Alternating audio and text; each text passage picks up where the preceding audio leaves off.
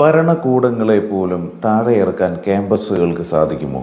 ഇന്ത്യയുടെ ദിശ മാറ്റിമറിച്ചിട്ടുള്ള 5 വിദ്യാർത്ഥി പ്രക്ഷോഭങ്ങളുടെ കഥയാണ് നമ്മളിന്ന് നോക്കാൻ പോകുന്നത്.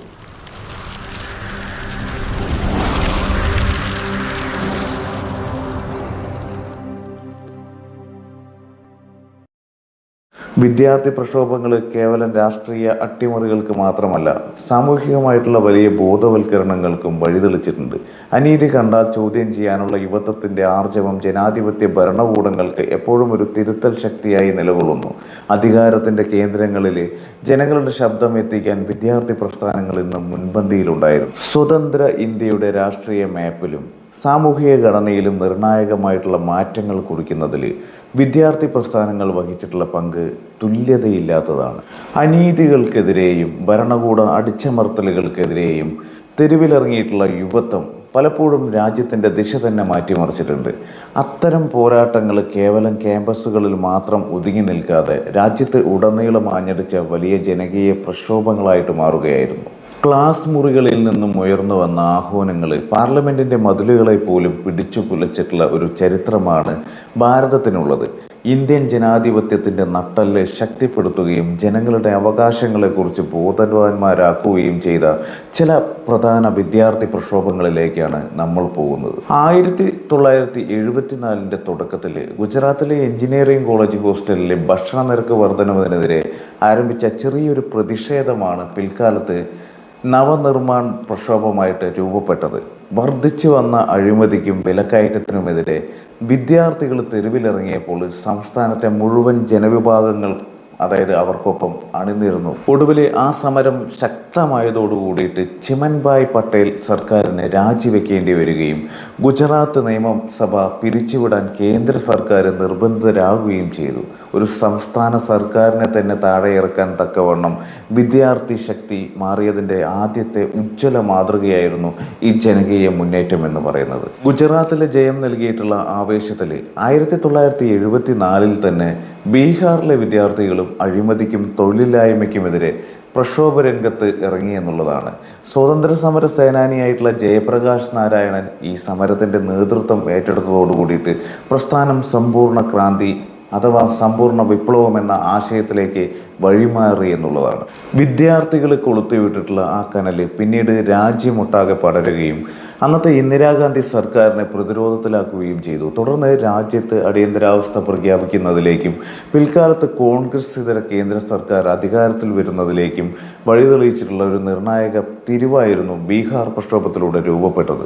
1979 മുതൽ 1985 വരെയുള്ള കാലഘട്ടത്തിൽ അസം ഓൾ അസം സ്റ്റുഡൻസ് യൂണിയന്റെ നേതൃത്വത്തിൽ നടന്നിട്ടുള്ള ഒരു സമരം എന്ന് പറയുന്നത് ഇന്ത്യൻ അതിർത്തി രാഷ്ട്രീയത്തെ തന്നെ മാറ്റിമറിച്ചു.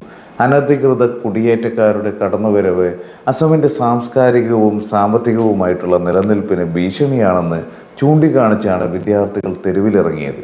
ഏതാണ്ട് 6 വർഷം നീണ്ടുനിന്ന അതിശക്തമായിട്ടുള്ള പ്രക്ഷോഭത്തിനൊടുവിൽ കേന്ദ്ര സർക്കാരുമായിട്ട് ചരിത്രപരമായിട്ടുള്ള അസം കരാർ ഒപ്പിടാൻ വിദ്യാർത്ഥി നേതാക്കൾക്ക് സാധിച്ചു. ഈ സമരത്തിൽ നിന്നും ഉയർന്നു വന്ന യുവ നേതൃത്വം പിന്നീട് പ്രാദേശിക രാഷ്ട്രീയ പാർട്ടി രൂപീകരിച്ച് അസമിൽ അധികാരത്തിലെത്തുകയും ചെയ്തു.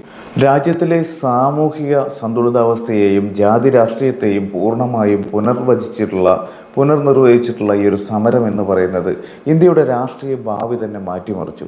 സംവരണ തത്വങ്ങളെക്കുറിച്ചും സാമൂഹിക നീതിയെക്കുറിച്ചുമുള്ള വലിയ ചർച്ചകൾക്ക് ഈ വിദ്യാർത്ഥി പ്രക്ഷോഭം തുടക്കമിട്ടു. സ്വതന്ത്ര ഇന്ത്യയുടെ ഭരണഘടനാപരമായിട്ടുള്ള ദിശയിലും സംസ്ഥാനങ്ങളുടെ സ്വത്വ സംരക്ഷണത്തിലും നിർണായകമായിട്ടുള്ള ഒരു തിരിവുണ്ടാക്കിയുള്ള ചരിത്ര പ്രധാനമായ സംഭവമാണ് 1965 തമിഴ്നാട്ടിൽ ഉയർന്നു വന്ന ഹിന്ദി വിരുദ്ധ വിദ്യാർത്ഥി പ്രക്ഷോഭം എന്ന് പറയുന്നത്. കേന്ദ്ര സർക്കാരിൻ്റെ ഭാഷാ നയങ്ങൾക്കെതിരെയും ഔദ്യോഗിക ഭാഷാ മാർഗത്തിനെതിരെയും ക്യാമ്പസുകളിൽ നിന്ന് തെരുവുകളിലേക്ക് പടർന്ന ഈ പ്രതിഷേധം എന്ന് പറയുന്നത് രാജ്യത്തിൻ്റെ ഫെഡറൽ സംവിധാനത്തെക്കുറിച്ച് വലിയ ചർച്ചകൾക്ക് തുടക്കമിട്ടു. ദക്ഷിണേന്ത്യയിലെ യുവത്വം ഒറ്റക്കെട്ടായി ഉയർത്തിയ ശബ്ദം കേവലം ഒരു ഭാഷാ പ്രശ്നം എന്നതിനപ്പുറം സാംസ്കാരിക അധിനിവേശനത്തിനെതിരെയുള്ള ഒരു പോരാട്ടമായിട്ട് മാറുകയായിരുന്നു. 1947 സ്വാതന്ത്ര്യം ലഭിച്ചപ്പോൾ 15 വർഷത്തേക്ക് ഇംഗ്ലീഷ് ഔദ്യോഗിക ഭാഷയായിട്ട് തുടരാനും അതിനുശേഷം 1965 ജനുവരി 26 മുതൽ ഹിന്ദി മാത്രം കേന്ദ്ര സർക്കാരിൻ്റെ ഏക ഔദ്യോഗിക ഭാഷയാക്കാനുമായിരുന്നു ഭരണഘടനാപരമായിട്ടുള്ള ഒരു തീരുമാനം എന്ന് പറയുന്നത്.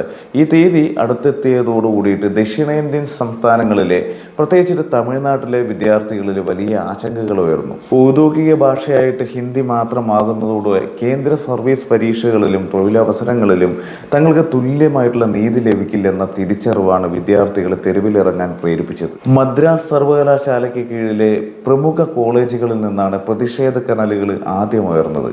വിദ്യാർത്ഥി സംഘടനകളുടെ നേതൃത്വത്തിൽ നടന്ന പഠന പണിമുടക്കുകളും റാലികളും ചുരുങ്ങിയ ദിവസങ്ങൾക്കുള്ളിൽ തന്നെ സംസ്ഥാനത്തിലുടനീളം വ്യാപിച്ചു.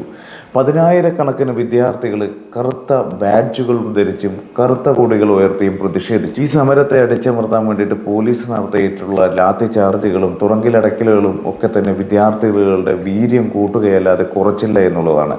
അത് ജനകീയ പ്രക്ഷോഭമായിട്ട് മാറുകയും ചെയ്തു. പ്രക്ഷോഭത്തിന് നേതൃത്വം നൽകിയിട്ടുള്ള യുവ നേതാക്കളും രാഷ്ട്രീയ പ്രസ്ഥാനങ്ങളും ഉയർന്നു വരികയും 1967 തെരഞ്ഞെടുപ്പിൽ കോൺഗ്രസ് സർക്കാരിന് ശരിക്കും പറഞ്ഞാൽ താഴെ ഇറക്കി ദ്രാവിഡ കക്ഷികൾ അധികാരത്തിലെത്തുകയും ചെയ്തു. അന്നു മുതൽ ഇന്ന് വരെ ദ്രാവിഡ രാഷ്ട്രീയത്തിന് തമിഴ്നാട്ടിൽ വേരോട്ടമുണ്ടാക്കാൻ അടിത്തറയിട്ടത് ഈ വിദ്യാർത്ഥി മുന്നേറ്റമായിരുന്നു. വിദ്യാർത്ഥി പ്രക്ഷോഭങ്ങൾ കേവലം രാഷ്ട്രീയ അട്ടിമറികൾക്ക് മാത്രമല്ല, സാമൂഹികമായിട്ടുള്ള വലിയ ബോധവൽക്കരണങ്ങൾക്കും വഴിതെളിച്ചിട്ടുണ്ട്. അനീതി കണ്ടാൽ ചോദ്യം ചെയ്യാനുള്ള യുവത്വത്തിൻ്റെ ആർജവം ജനാധിപത്യ ഭരണകൂടങ്ങൾക്ക് എപ്പോഴും ഒരു തിരുത്തൽ ശക്തിയായി നിലകൊള്ളുന്നു. അധികാരത്തിൻ്റെ കേന്ദ്രങ്ങളിൽ ജനങ്ങളുടെ ശബ്ദം എത്തിക്കാൻ വിദ്യാർത്ഥി പ്രസ്ഥാനങ്ങൾ ഇന്ന് മുൻപന്തിയിലുണ്ടായിരുന്നു.